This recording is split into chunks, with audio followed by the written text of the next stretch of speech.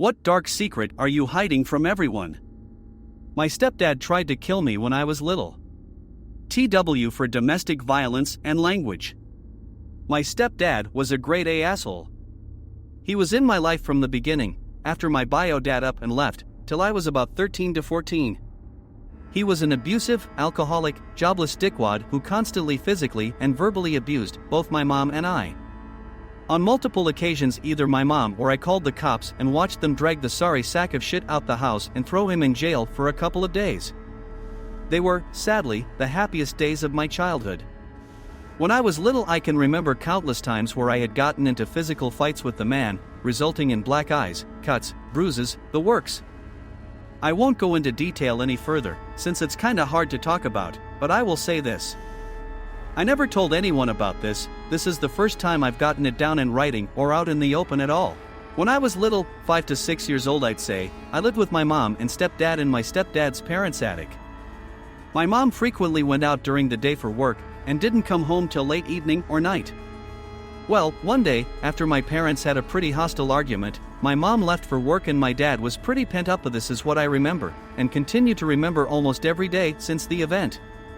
My dad took one of those large, heavy-duty trash bags out of his parents' kitchen, dragged me into the living room of the attic, stuffed me in the bag, and tied it after letting out some air. I remember being terrified, too scared to act out of fear of getting hit or yelled at. I waited till I heard him close the attic door, then proceeded to use my fingers to claw a hole through the trash bag. I remember it taking a while, since I wasn't that strong at the time due to malnourishment and well, my age, but I eventually made it out and laid on the floor just waiting for my mom to get home.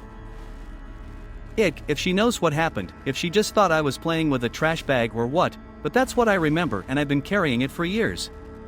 Thankfully she eventually left that dirt bag and I can now happily say I have an amazing father who I love very much, so this story does have a happy ending. Thanks for reading my little vent. I'm kinda terrified to post this, but getting it out finally will do me some good. I witnessed my fiance's suicide last year. I moved states afterwards and started a new life. My coworkers, clients, and new friends call me the sunshine of whatever room I walk into, but I'm completely dead inside. Even though I choose to fake it, I resent them for not seeing how fucked up I am. I have a secret fantasy life, populated with imaginary friends. It started in grade school, and I have continued all my life. I am in my 50s now, and still prefer to be alone in my imaginary world instead of being with family or friends. I can't even tell my psychiatrist because I am afraid he will lock me up or give me drugs to make it all stop. Last Christmas Eileen, my sister, and I don't have the same father and are technically half-sisters. My sister's biological father tried to start a relationship with my mom that resulted in a pregnancy and ultimately didn't work out. That biological father is dead now, but I didn't probe any further about his identity or how he died in case it was something traumatic for my mom to remember.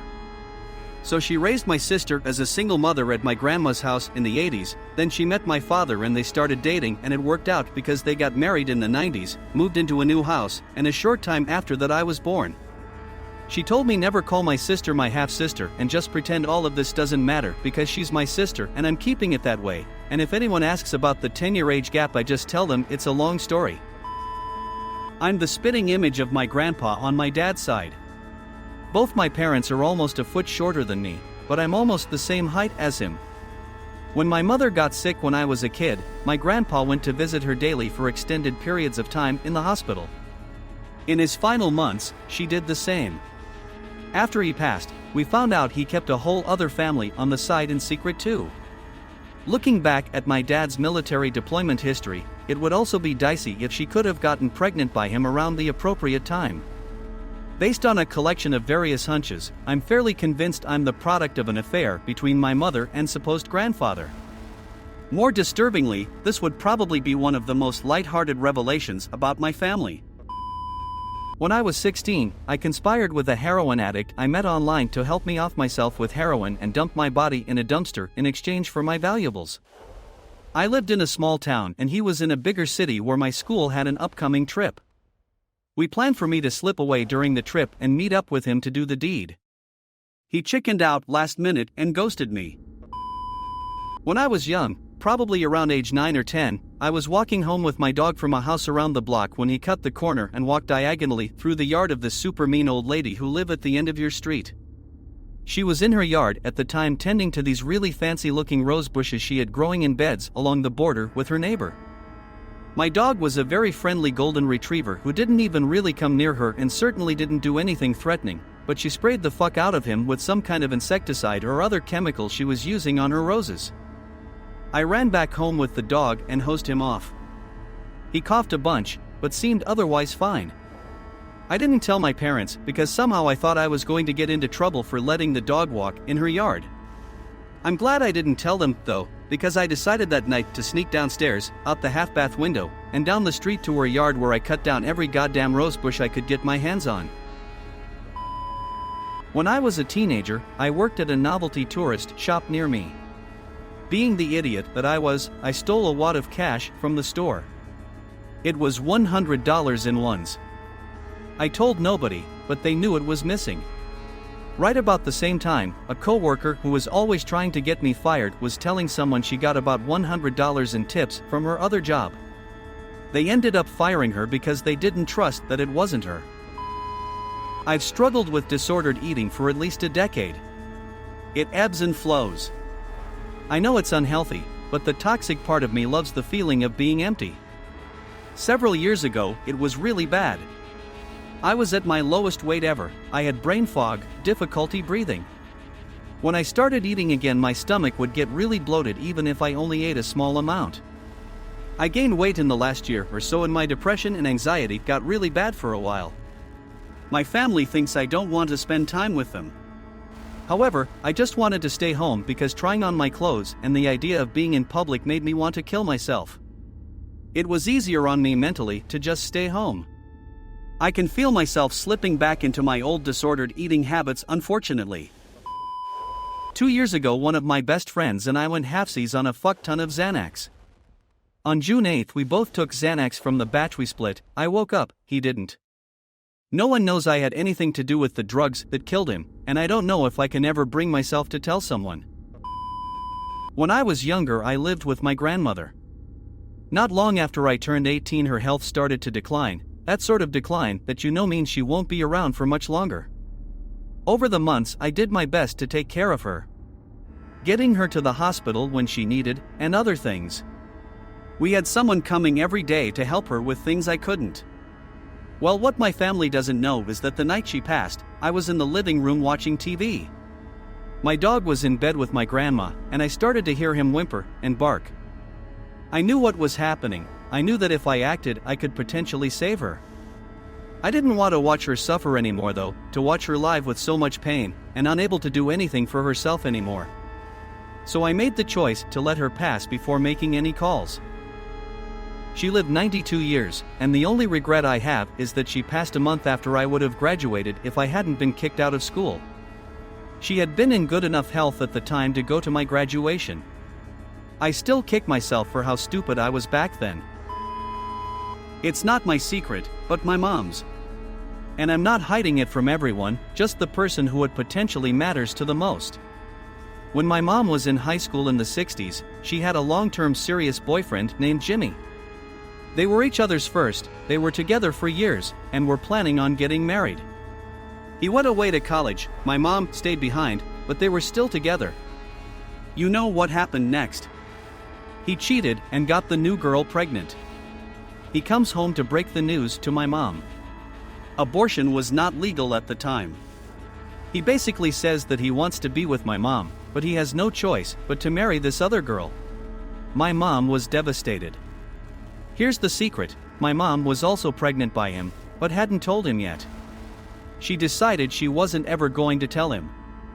Jimmy went on to marry the other girl and never knew my mom was also pregnant. She told me that she later threw herself down a flight of stairs to cause a miscarriage. My mom actually reconnected with Jimmy during the early days of Facebook. She didn't have an account, but asked me to look for him using mine. He was still married to the same person. My mom was married to my dad. They wrote to each other for a while, using my account. Ugh.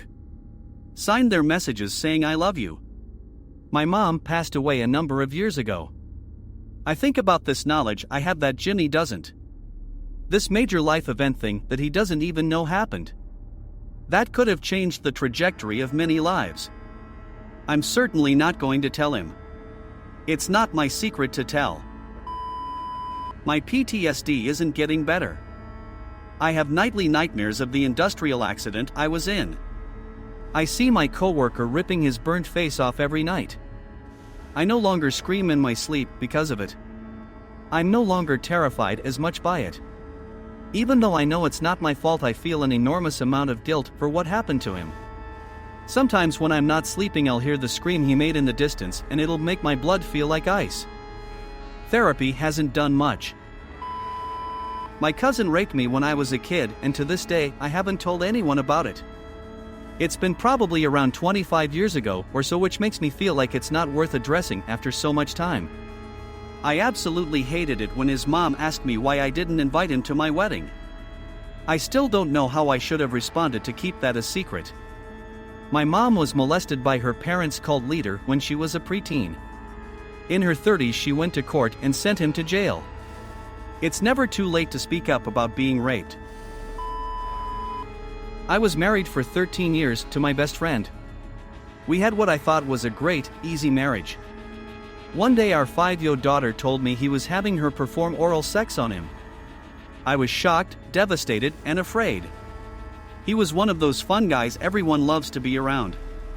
I immediately called the police and he was arrested. When they started investigating him, they found out that he had been arrested while in college for exposing himself to very young boys. He only got a slap on the wrist that time because he came from a very wealthy family. One of his uncles was governor of the state we lived in. I was so ashamed I told our friends that he had an affair and moved away. But the truth was that he was in prison for 5 years. I picked up the pieces, sent our daughter to therapy, and spent the next 15 years being a mother. Paying for private school, cool trips, etc. She was my life. Then when she went to college, he reached out to her over Facebook. When I saw she was communicating with him, I was shocked, devastated, and afraid all over again. I called and told her that she was an adult, but I thought she should be careful because he's not safe. She hung up on me and has not spoken to me since. That was 4 years ago. I send her $40,000 a year still to pay for her medical school. It's all been almost unbelievable. Thank you for allowing me to share it here. That's all for today, folks. Thanks for watching. See you in the next video. Make sure to like and subscribe, and if you're new here, please turn on the notification bell as we will be posting new vids every day.